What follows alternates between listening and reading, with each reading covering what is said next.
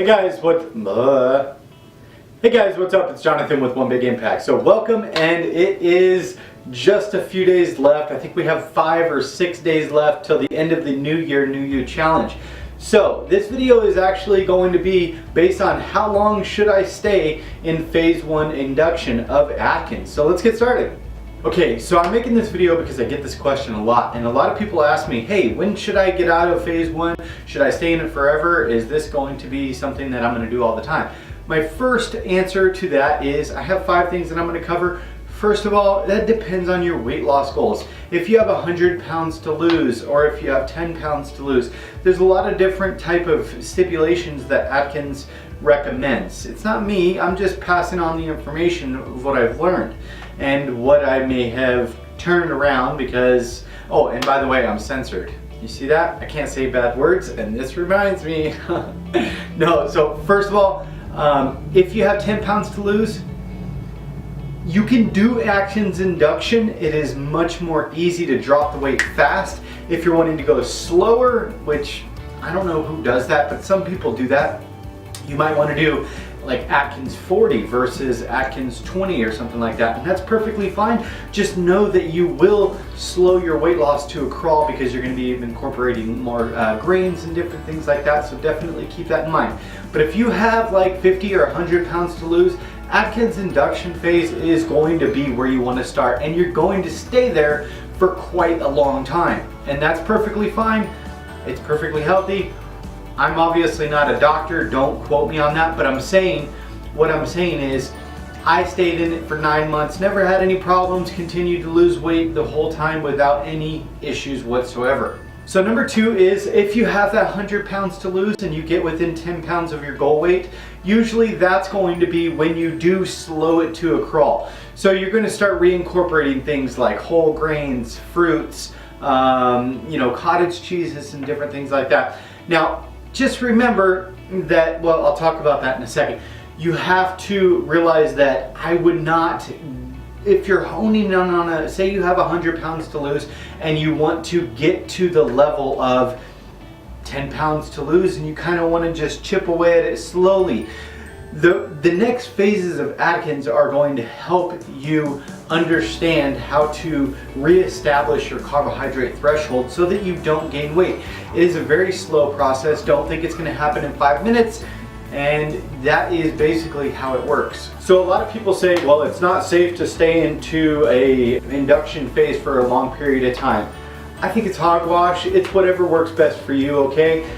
If you could do 20, 50, 100 carbs a day, whatever works best for you. This is up to you, okay? I like induction. I tend to stay in induction, and the reason is because it's easier. Number 3 is if it's easier for you to prep meals, there's less to worry about. There's less sitting around the house.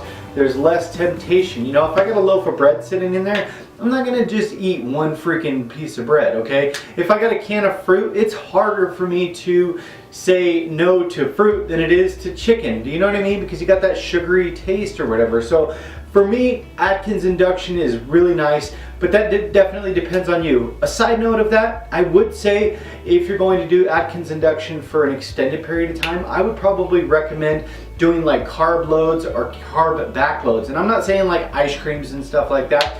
What I'm saying is like healthy, like rice, whole grain food, all non-processed meats, vegetables and stuff like that. You could definitely reincorporate, you know, maybe like once a month you could do like some sweet potatoes and some brown rice and some chicken to go with it or something, like one solid meal or maybe even a whole day. But definitely don't just fall off track and say, well, I can eat whatever I want because it's my carb load day. That is not the case, and unfortunately for people like us that have weight issues or food addiction or something like that, it's definitely not okay to completely fall off track because it is very difficult to get back on track afterwards. Another reason you might want to stay in induction for an extended period of time is if your carbohydrate threshold is very low. Okay, I tend to have a low carb threshold. It's just the way it is. If I bump it up to like 40, 50 carbs a day, I start to gain weight again.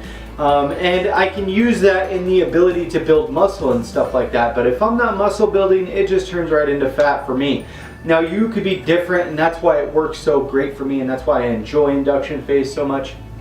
But if you have a low carbohydrate threshold, definitely keep in mind that induction might be the thing for you. One important thing that you need to remember about induction is if you go from that 18 to 22 carbohydrate net to, say, a next level that you think is acceptable, like 200 carbs, unfortunately you're gonna gain weight, okay? Don't do that.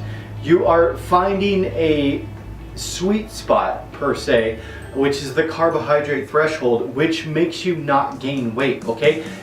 Yes, I understand that can be difficult and it's a pain, but here's the thing. Once you have that number and you know that number, whether it's 50, 60, 200 or 500 carbohydrates before you start gaining weight, it is like a sense of freedom because you understand what your body can take and what your body can't take. So it's important that you keep that in mind. I want you guys to stay tuned. In the next few days, I'm going to be pumping out a couple videos, phase 2 and like lifetime maintenance and 3 and 4 and whatever. I need to be able to provide you with information so that you can go smoothly, swiftly from Atkins phase 1 induction to the next phases comfortably, easily, and understanding what you're doing. If you guys are new here, please check out our Facebook group. It is called Healthy Living for a Healthy Life. I will put a link in the description below. Thank you so much for joining. I want you guys to have an amazing 2018. Again, my name is Jonathan with One Big Impact, and I wish you the best of year. Hashtag be stronger than your excuses, and I'm not joking when I say that. Drink your water and remember to spread love, not hate. Peace.